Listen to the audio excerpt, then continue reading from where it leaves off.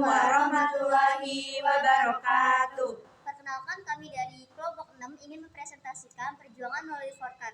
Nah, pertama-tama perkenalkan, nama saya Windy Putri Arya Dewa. Yang kedua ada Yola, yang ketiga Syifa, yang keempat ada Gita, dan di sebelah kita ada Berta, dan yang terakhir ada Nafisa. Nah, tokoh pergerakan lintas partai atau organisasi melakukan perjuangan. Nah, organisasi pergerakan giat melakukan aktivitas di berbagai bidang dalam rangka mensejahterakan masyarakat, seperti berdirinya rukun tani, rukun pelayaran, dan koperasi. Kemudian di Volkert juga merupakan satu-satunya wadah yang aman untuk menyampaikan aspirasi dan tuntutan kepada pemerintah kolonial Belanda. Kemudian pada tanggal 27 Januari 1930, MH Tamrin juga memprakarsai berdirinya fraksi Volkert, fraksi nasional dalam Volkert. Oke, saya akan melanjutkan materi dari Windy. Gerakan terkenal lainnya adalah apa yang disebut Petisi Sutarjo pada tahun 1935. Petisi ini berisi permohonan supaya diselenggarakan suatu musyawarah antara wakil-wakil Indonesia dan negeri Belanda dengan kedudukan dan hak yang sama. Tujuannya adalah menyusun rencana pemberian pemerintahan yang berdiri sendiri atau otonom dalam batas konstitusi Kerajaan Belanda. Pelaksanaannya dalam waktu 10 tahun atau dalam waktu yang akan ditetapkan dalam musyawarah. Petisi tersebut diajukan karena semakin meningkatnya perasaan tidak puas terhadap pemerintah akibat kebijakan politik yang dijalankan oleh Gubernur Jenderal De Jonge. Petisi ini ditolak pemerintah Belanda yang bernama Ratu Wilhelmina. Alasannya bangsa Indonesia belum dapat menjalankan pemerintahannya sendiri. Cita-cita meraih kemerdekaan oleh Volkskraat pun sirna, Belanda tetap ingin menguasai Indonesia. Di organisasi-organisasi pergerakan pada periode bertahan.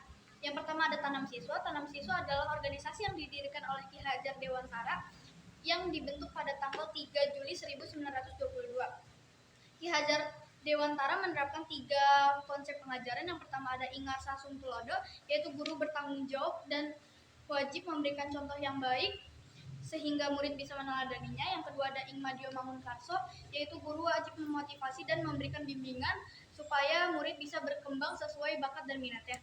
Yang ketiga ada Tuturi Handayani, yaitu guru wajib membimbing dan menemukan makna dari pengetahuan supaya berguna bagi kehidupan sehari-hari. Selanjutnya akan dilanjutkan oleh kita. Perjuangan Taman Siswa bukan tidak mengalami hambatan karena Belanda mengeluarkan peraturan untuk menutup sekolah-sekolah liar. Dalam hal ini, sekolah liar adalah sekolah swasta yang tidak didirikan oleh kolonial Belanda. Namun, Ki Hajar Dewantara berjuang semaksimal mungkin untuk mempertahankan sekolah Taman Siswa ini. Setelah perjalanan yang begitu panjang, akhirnya Belanda mencabut Undang-Undang Ordonasi pada tahun 1935.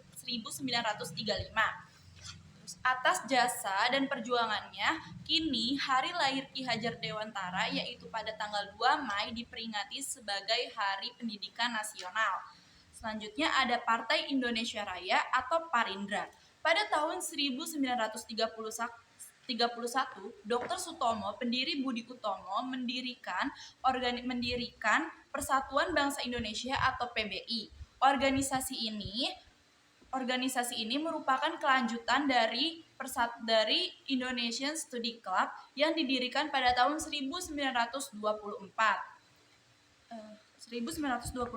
Dengan PBI, Dr. Sutomo bermaksud untuk membuat jalan yang lebih komparatif dengan wadah yang begitu besar pada tanggal 24 sampai 26 Desember 1935, menyatukan partai-partai kecil untuk membuat partai yang lebih besar.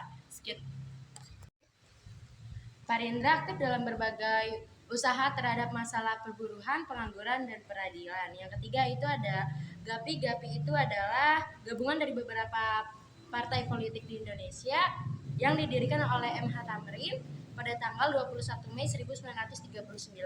Terus dasar asas perjuangan GAPI yaitu yang pertama itu hak untuk menentukan diri sendiri. Terus yang kedua itu persatuan nasional seluruh bangsa Indonesia. Terus yang ketiga ada Persatuan Aksi Seluruh Pergerakan Indonesia. Terus pada 19 September 1939 Perang Dunia Kedua, GAPI mengajak rakyat Indonesia dan rakyat Belanda untuk bekerja sama menghadapi bahaya fasisme atau Jerman. Terima kasih.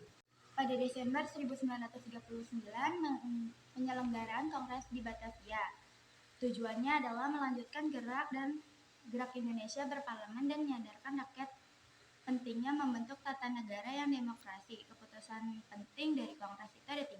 Yang pertama, penetapan bendera merah putih sebagai bendera bangsa. Yang kedua, lagu Indonesia Raya sebagai lagu kebangsaan. Yang ketiga, penggunaan bahasa Indonesia bagi seluruh rakyat Indonesia. Pada tanggal 4 Desember 1940 diketuai komisi dengan nama Fisman. Dr. Fisman dalam kedatangan negara. Namun komisi Fisman tidak disetujui oleh kaum pergerakan pada 10 Mei 1941. Organisasi pergerakan pada periode bertahan adalah Partai Raya dan Gabungan Politik Indonesia, menunjukkan sikap kooperatif dan moderat. Warindra melanjutkan perjuangan baik di dalam maupun di luar, sesuai dengan namanya. GAPI merupakan gabungan dari berbagai partai politik yang ada di Indonesia. Organisasi ini didirikan oleh Muhammad Husni Tamrin pada 21 Mei tahun 1939.